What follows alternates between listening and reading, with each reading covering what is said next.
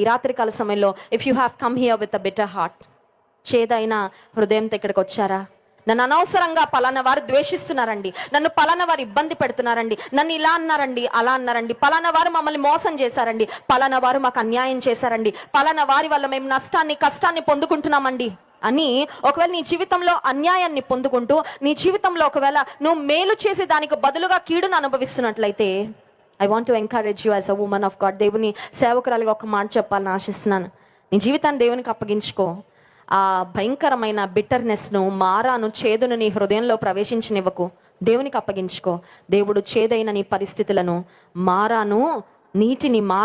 నీటిని దేవుడు మధురంగా మార్చినట్లుగా, యోసేపు జీవితంలో శ్రమలను మేలుకరంగా మార్చినట్లుగా, తనను ప్రేమించు వారి కొరకు రోమన్స్ చాప్టర్ 8:28 దేవుని ప్రేమించు వారికి అనగా ఆయన సంకల్పము చొప్పున పిలువబడిన వారికి మేలు కలుగుటకై సమస్త